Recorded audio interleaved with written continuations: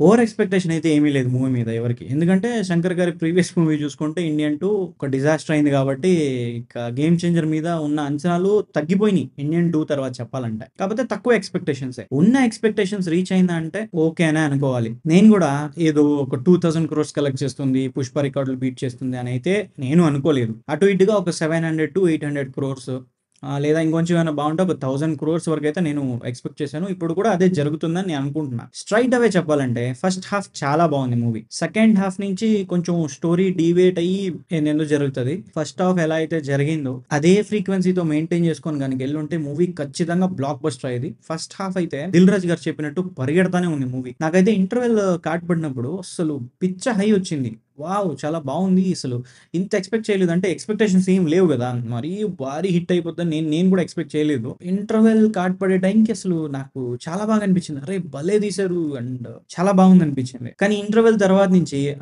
Flash back episodes Appanna character దీంట్లోకి వెళ్లారు. బావుంది. కాకపోతే అది అంత ఇంపాక్ట్‌ఫుల్‌గా అయితే నాకు అనిపించలేదు. రామ్ చరణ్ గారు చాలా బాగా చేశారు ఆ క్యారెక్టర్. రామ్ చరణ్ గారైతే నిజం చెప్పాలంటే జీవించారు. ఆ క్యారెక్టర్ చేసేటప్పుడు అప్పన్న క్యారెక్టర్ చేసేటప్పుడు ఆ కళ్ళల్లో అమాయకత్వం, ఆ పల్లెటూరితనం అసలు చాలా బాగా చేశారు. చాలా బాగా అసలు ఆయన యాక్టింగ్ గురించి ఎవరు మాట్లాడలేరు, మాట్లాడకూడదు కూడా. అంత బాగా యాక్ట్ చేశారు. కానీ ఎక్కడో స్టోరీ పరంగానో లేకపోతే తీసుకెళ్ళిన స్క్రీన్ ప్లే విధానంలోనో ఆ స్టోరీకి ఉండాల్సిన ఇంపాక్ట్ గాని, లేకపోతే ఆ ఫీల్ గాని, ఆ పెయిన్ గాని అనిపించలేదు. అండ్ ఇంకోటేంటంటే ట్రైలర్ చూసిన ప్రతి ఒక్కళ్ళకి తెలుసు.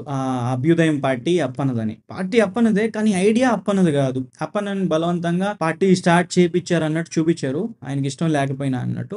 అది చూపించడం వల్ల ఆ బిట్రేయల్స్ వచ్చినప్పుడు మనకి ఆ ఫీల్ అనిపించదు. సో, అదొక్కటి కొంచెం చేంజ్ చేసి పెట్టుంటే కొంచెం కనెక్ట్ అయ్యి ఉండేదేమో సెకండ్ హాఫ్ ఆ ఫ్లాష్ బ్యాక్ ఎపిసోడ్స్ వరకు. కానీ చాలా బావుంది. ఆ ఫ్లాష్ బ్యాక్ ఎపిసోడ్స్ మొత్తం చాలా బావుంది. బాగలేదని చెప్పట్ల. చాలా బావున్నాయి. ఆ ఫ్లాష్ బ్యాక్ ఎపిసోడ్స్ అయిపోయినాక ప్రెజెంట్‌కొచ్చిన తర్వాత ప్రెజెంట్ టైమ్ లైన్‌లో అసలు నేనింకా చాలా బావుంటుంది. దుమ్ము లేపేస్తారు అనుకున్నా. కానీ అక్కడ ఒక చిన్న పాయింట్ వల్ల నేను చాలా డిసప్పాయింట్ అయ్యాను. అక్కడి నుంచి డిస్కనెక్ట్ అయినట్టే అనిపించింది మూవీకి. ఇంకేం జరుగుతున్నా గూడా ఏదో జరుగుతుంది. ఏదో చూస్తున్నాం అన్నట్టు అనిపించింది. కాకపోతే ఫస్ట్ హాఫ్ అండ్ సెకండ్ హాఫ్‌లో అప్పన్న క్యారెక్టర్ ఆ ఎపిసోడ్స్, ఆ ఫ్లాష్ బ్యాక్ ఎపిసోడ్స్ వరకు చాలా బావుంది మూవీ. ఈ 'గేమ్ చేంజర్' అనే టైటిల్‌ని జస్టిఫై చేయడానికి చేసిన ప్రయత్నం నాకు అంత అనిపించలా. ఫస్ట్ హాఫ్ ఇచ్చినంత ఇంపాక్ట్ సెకండ్ హాఫ్ ఇవ్వలేకపోయింది. అదైతే ఖచ్చితంగా అనిపించింది నాకైతే. శంకర్ గారి డైరెక్షన్ చాలా బాగా అనిపించింది. అండ్ స్క్రీన్ ప్లే వచ్చేసి టిపికల్ ఒక కమర్షియల్ మూవీ స్క్రీన్ ప్లే ఎలా ఉంటుందో అలాగే ఉంది. అదేమన్నా చేంజ్ చేస్తారేమో అనుకున్నా కానీ చేయలేదు. 'రామ్ చరణ్' గారు యాక్టింగ్ చింపేశారు.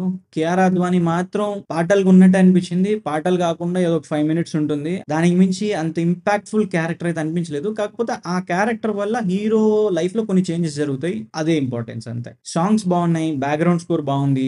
తమన్ గారు చాలా బాగా చేశారు. చాలా బాగా ఇచ్చారనే చెప్పాలి. ఎస్.జె. సూర్య గారు 'జరగండి' సాంగ్‌ని మాత్రం ఐమాక్స్‌లో చూడండి. ఆ సాంగ్ ఒక్కటే మీ పైసా వసూలు చేస్తుందని చెప్పారు. కాకపోతే 'జరగండి' సాంగ్ కంటే 'దోప్' సాంగ్ చాలా బాగా అనిపించింది నాకైతే.